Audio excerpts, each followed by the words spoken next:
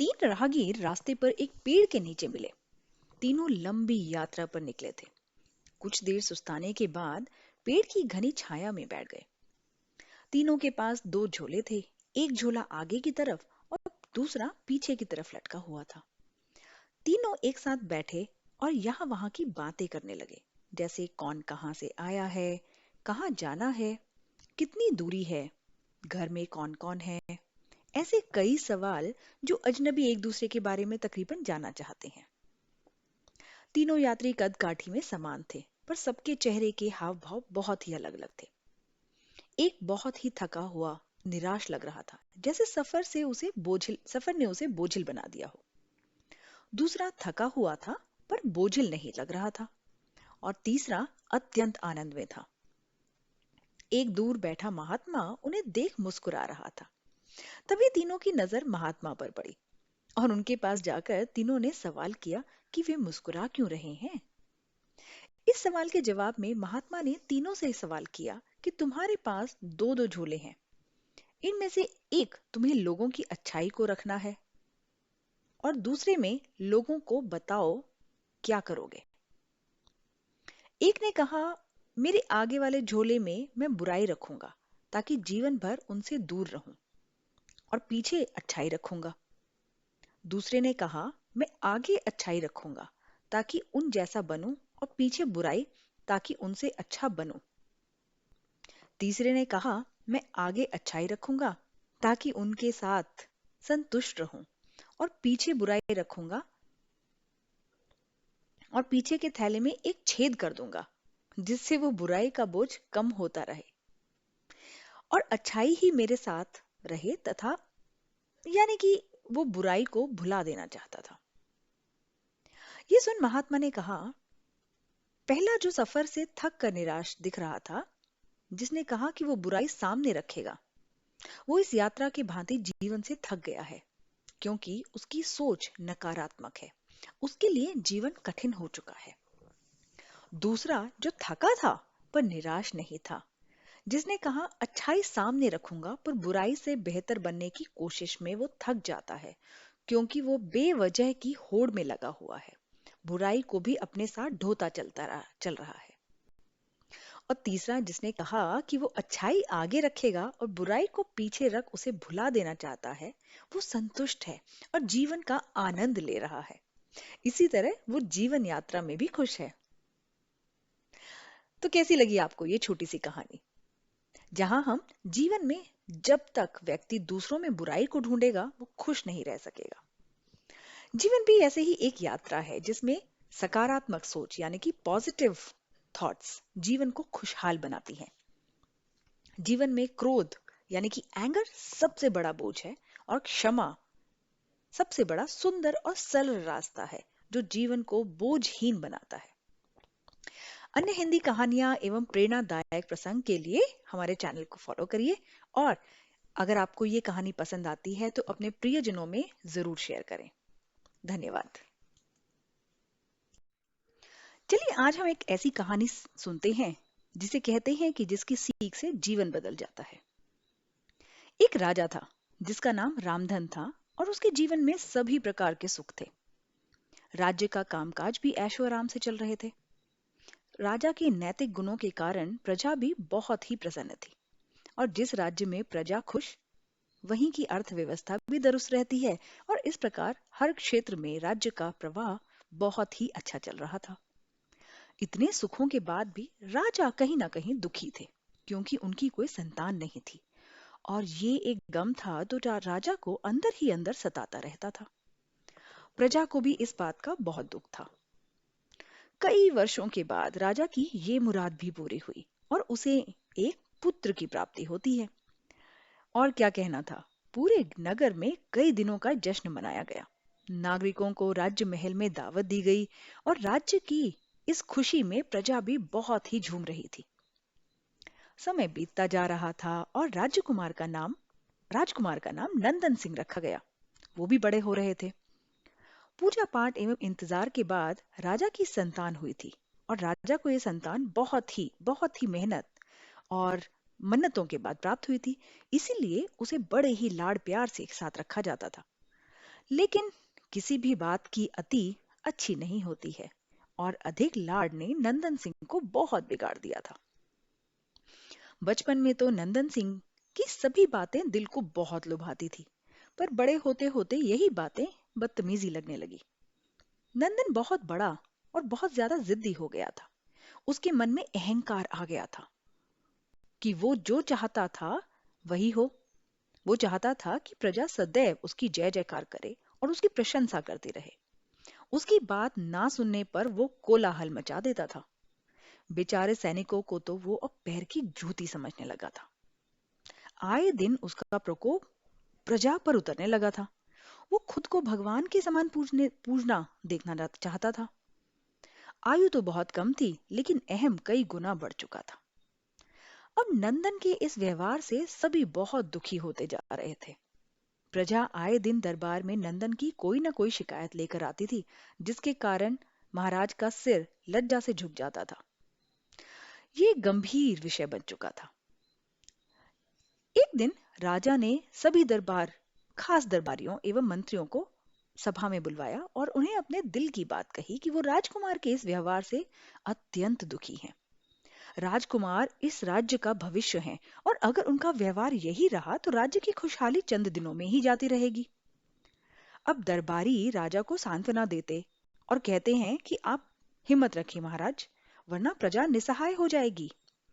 एक मंत्री ने सुझाव दिया कि राजकुमार को एक उचित मार्गदर्शन एवं सामान्य जीवन के अनुभव की जरूरत है, तो क्यों ना आप उन्हें गुरु राधा गुप्त के आश्रम भेज दीजिए। सुना है वहां से जानवर भी इंसान बनकर निकलते हैं।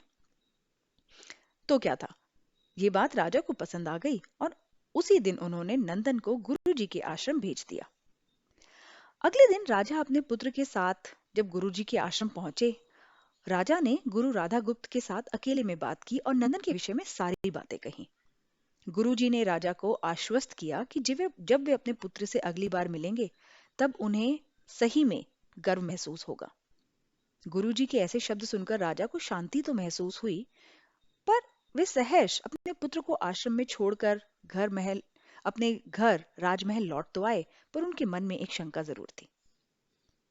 अगले दिन सुबह गुरु के खास चेले द्वारा नंदन को भिक्षा मांगकर खाने को कहा गया, जिसे सुनकर नंदन ने साफ इनकार कर दिया। चेले ने उसे कहा कि अगर पेट भरना है तो भिक्षा तो मांगनी होगी, और भिक्षा का समय शाम तक ही है, अन्यथा भूखा रहना पड़ेगा। नंदन ने अपनी अकड़ में चेले की बात नहीं मानी और शाम होते होते उसे भूख लगने लगी, लेकिन उसे खाने को नहीं मिला, क्योंकि उसने भिक्षा लेने से इनकार कर दिया था, भिक्षा पे जाने से इनकार कर दिया था। नंदन ने अपनी अकड़ में चेले की बात नहीं मानी। दूसरे दिन उसने भिक्षा मांगना शुरू तो किया।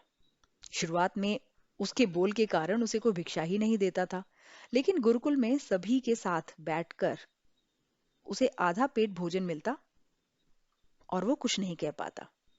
धीरे धीरे उसे मीठे बोल का महत्व समझ आने लगा और करीब 1 महीने बाद नंदन को पेट भर भोजन मिला, जिसके बाद उसके व्यवहार में बहुत से परिवर्तन आए। उसी दिन गुरुकुल के सभी नियमों ने राजकुमार में बहुत से परिवर्तन किए, जिसे राधा गुप्त जी भी समझ रहे थे। एक दिन राधा गुप्त जी ने नंदन को अपने साथ सुबह सवेरे सैर पर चलने के लिए कहा। दोनों सैर पर निकल गए। रास्ते भर बहुत सारी बातें की। गुरुजी ने नंदन से कहा कि तुम बहुत बुद्धिमान हो और तुम में बहुत अधिक ऊर्जा है, जिसका तुम्हें सही दिशा में उपयोग करना चाहिए। दोनों चलते चलते एक सुंदर बाग में पहुंच गए, जहां बहुत ही सुंदर सुंदर फूल खिले थे, जिनसे बाग अत्यंत महक रहा था। गुरुजी ने नंदन को बाग से पूजा के लिए गुलाब के फूल तोड़ने को कहा। नंदन झट से सुंदर सुंदर गुलाब तोड़ लाया और अपने गुरु के सामने रख दिए। अब गुरुजी ने उसे नीम के पत्ते तोड़कर लाने को कहा, तो नंदन वो भी ले आया। अब गुरुजी ने उसे एक गुलाब सूंघने को दिया और कहा, बताओ कैसा लगा। नंदन ने गुलाब सूंघा और गुलाब की बहुत तारीफ की। फिर गुरुजी ने उसे नीम के पत्ते चखकर उनके बारे में कहने को कहा। जैसे ही नंदन ने नीम के पत्ते खाए, उसका मुंह कड़वा हो गया और उसने उसकी बहुत ही निंदा की और जतर कतर पीने का पानी ढूंढने लगा। नंदन की यह दिशा देख गुरुजी मुस्कुरा रहे थे। पानी पीने के बाद नंदन को राहत मिली। फिर उसने गुरुजी से हंसने का कारण पूछा। तब गुरुजी ने उससे कहा कि जब तुमने गुलाब का फूल सूंघा तुमने उसकी खुशबू बहुत अच्छी लगी और तुमने उसकी तारीफ भी की, लेकिन जब तुमने नीम की पत्तियां खाई तो तुम्हें वो कड़वी लगी और तुमने उसे थूक दिया और उसकी निंदा भी की। गुरुजी से नंदन को गुरुजी ने नंदन को समझाया कि जिस प्रकार तुम्हें जो अच्छा लगता है तुम उसकी तारीफ करते हो, उसी प्रकार प्रजा भी जिसमें गुण होते हैं उसकी प्रशंसा करती है। अगर तुम उनके साथ दुर्व्यवहार करोगे और उनसे प्रशंसा की उम्मीद रखोगे तो वो कभी दिल से नहीं लगा पाएंगे। इसी प्रकार जहाँ गुण होते हैं वहां प्रशंसा होती है। नंदन को सभी बातें विस्तार से समझ आ गई और वो अपने महल लौट जाते हैं। नंदन में बहुत से परिवर्तन आते हैं और बाद में वो एक सफल राजा बनते हैं। तो कैसी लगी आपको आज की हमारी ये कहानी? ये छोटी सी कहानी नंदन के बारे में हमें क्या सिखा रही है आज?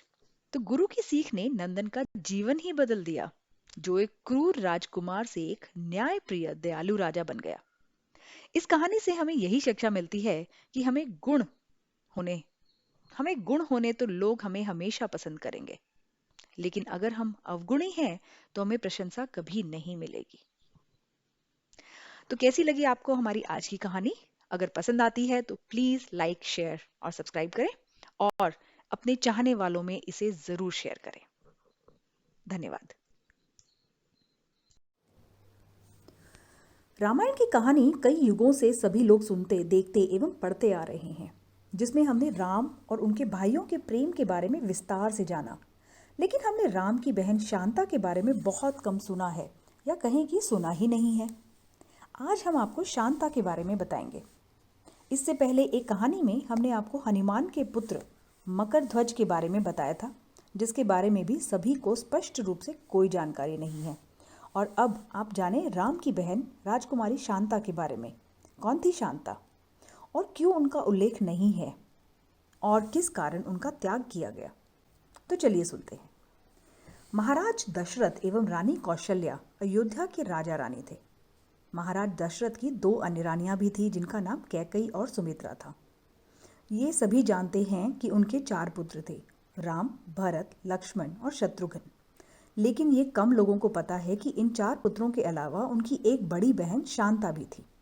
शांता कौशल्या माँ की पुत्री थी। शांता एक बहुत होनहार कन्या थी, जो हर क्षेत्र में निपुण थी। उसे युद्ध कला, विज्ञान, साहित्य एवं पाक कला सभी का बहुत अनूठा ज्ञान था। अपने युद्ध कौशल से वो सदैव अपने पिता दशरथ को गौरवान्वित कर देती थी। एक दिन रानी कौशल्या की बहन रानी वर्षिणी अपने पति रोमपद के साथ अयोध्या आते हैं। राजा रोमपद अंक देश के राजा थे, परंतु उनकी कोई संतान नहीं थी।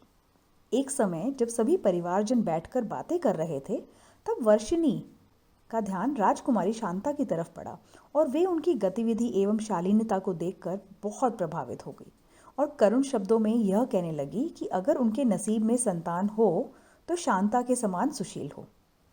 उनकी ये बात सुनकर राजा दशरथ उन्हें अपनी शांता गोद देने का वचन दे बैठे। रघुकुल रीत बहुत बड़ी चीज थी। रघुकुल की रीत प्राण जाए पर वचन न जाए के अनुसार राजा दशरथ एवं माता कौशल्या को अपनी पुत्री अंग देश के राजा रोमपद एवं रानी वर्षिणी को गोद देनी पड़ती है।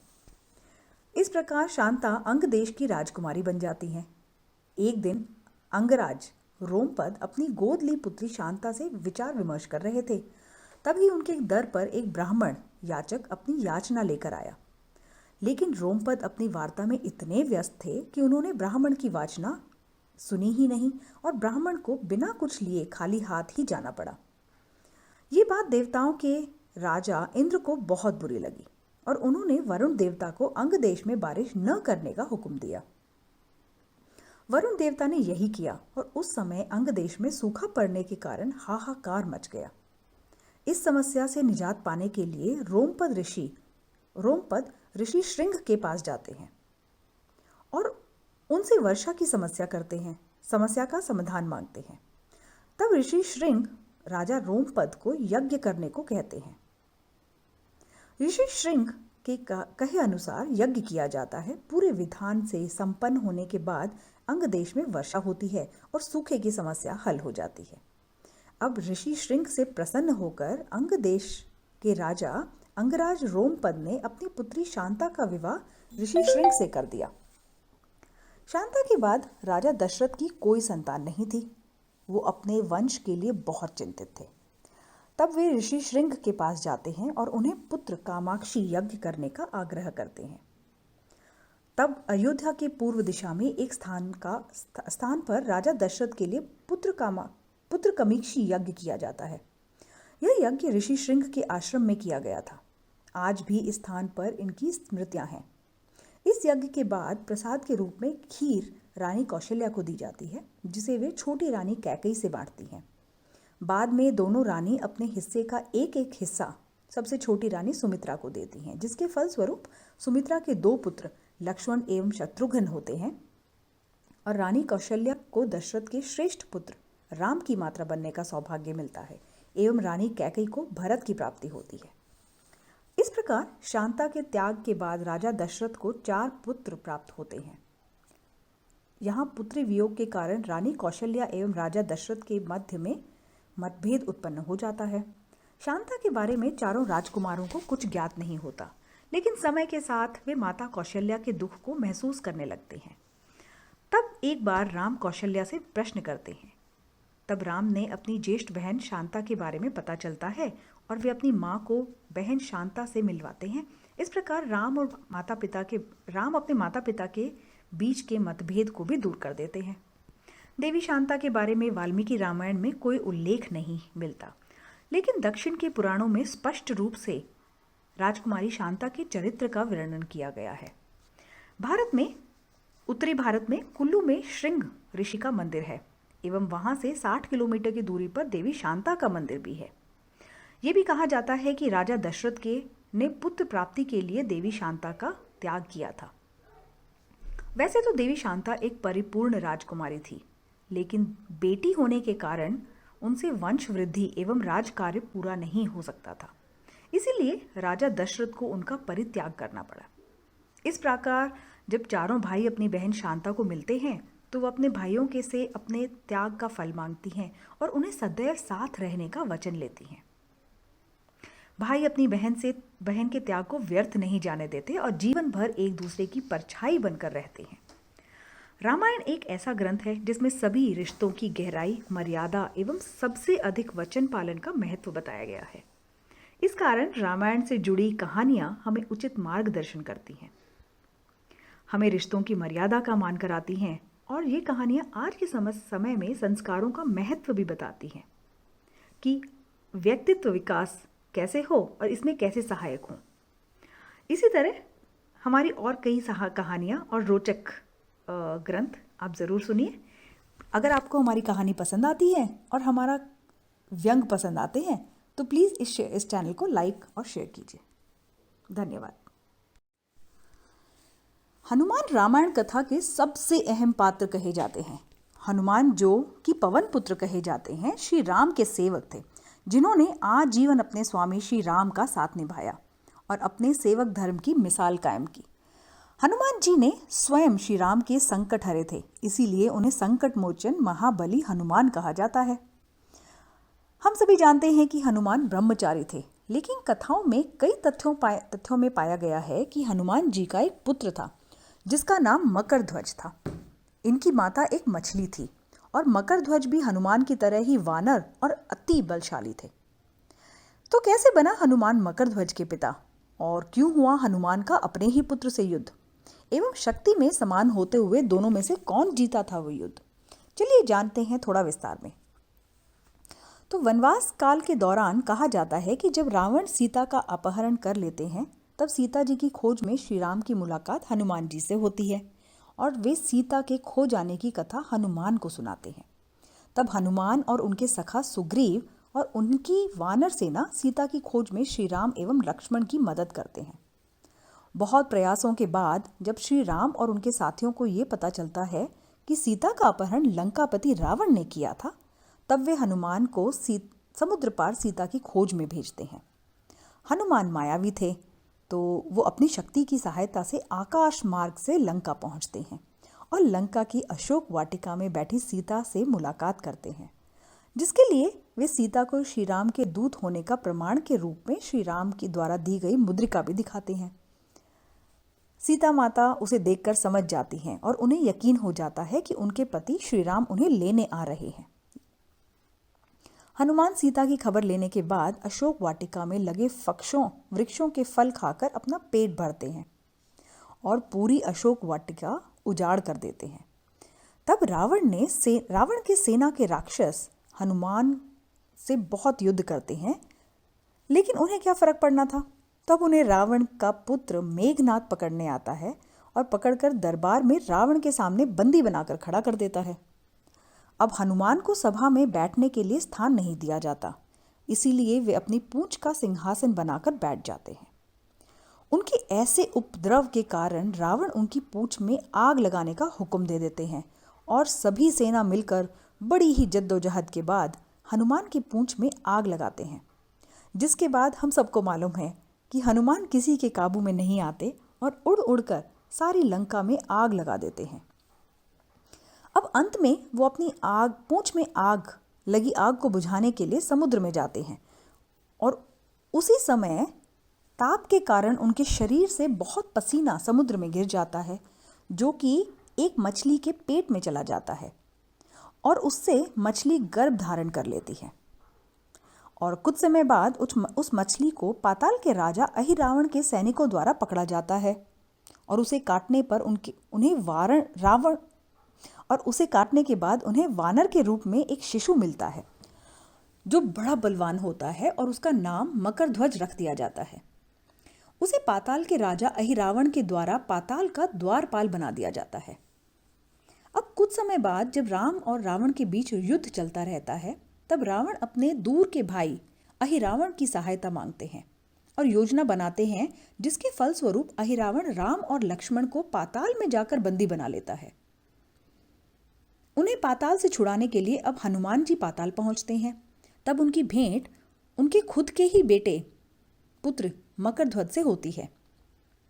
हनुमान को भी इस बारे में कुछ ज्ञात नहीं है। तब वे वानर रूपी द्वारपाल को देख उससे उसका परिचय पूछते हैं। तब मकरध्वज बहुत ही फक्र से कहता है, मैं हनुमान पुत्र मकरध्वज हूँ। तब हनुमान कहते हैं कि मैं हनुमान हूँ और मैं ब्रह्मचारी हूँ, फिर तुम मेरे पुत्र कैसे हो सकते हो।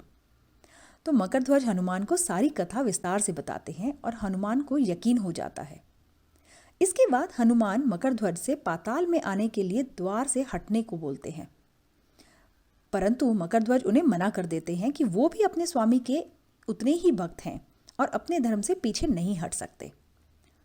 तब उन दोनों पिता पुत्र में युद्ध होता है, जिसमें हनुमान जीत जाते हैं और पाताल में प्रवेश करते हैं। इसके बाद वे अहिरावण और महिरावण दोनों भाइयों को से युद्ध करके उन्हें परास्त कर देते हैं और श्री राम एवं लक्ष्मण को मुक्त करवाते हैं। हनुमान अपने पुत्र को श्री राम से मिलवाते हैं। श्री राम मकरध्वज को आशीर्वाद देते हैं और वे मकरध्वज को पाताल का राजा नियुक्त कर देते हैं। इस प्रकार हनुमान जी का पुत्र मकरध्वज पाताल का राजा बन जाता है। यहीं भारत में गुजरात प्रांत में हनुमान के पुत्र मकरध्वज की पूजा की जाती है। आज भी कहा जाता है कि मकरध्वज का भी एक पुत्र था जिसका नाम जेठीध्वज था। मकरध्वज हनुमान के समान ही बलशाली थे, इसीलिए उसे हराना हनुमान जी के लिए भी बहुत आसान नहीं था और वे अपने पिता के समान ही महान सेवक थे, इसीलिए अपने पिता के आदेश पर भी वह द्वार से नहीं हटते और जमकर महाबलशाली हनुमान से युद्ध करते हैं। इस कथा का विस्तार रामायण की कथा में वाल्मीकि जी के द्वारा भी किया गया है। सभी को इस बात में संदेह लगता है, इसीलिए यह कथा हमने यहाँ सामने रखी है। ये भी प्रचलित है कि भारत के किसी शहर में हनुमान जी की पत्नी का मंदिर भी है। इसके बारे में विस्तार से हम आपको कभी और जानकारी देंगे। भारत देश में कई पौराणिक कथाएं हैं जिनमें रामायण का स्थान बहुत उच्च माना जाता है। इसमें कर्तव्य के भाव को बहुत सुंदर तरीके से बताया गया है, जैसे पुत्र का कर्तव्य, पत्नी का कर्तव्य, भाई का कर्तव्य, सेवक का कर्तव्य एवं मित्रता कर्तव्य। सभी पक्षों को भली भांति रूप से दिखाया गया है। अगर आपको ये कथाएं रोचक लगती हैं और आपको इनको सुनना अच्छा लगता है तो प्लीज़ इस चैनल को लाइक और शेयर कीजिए और हमें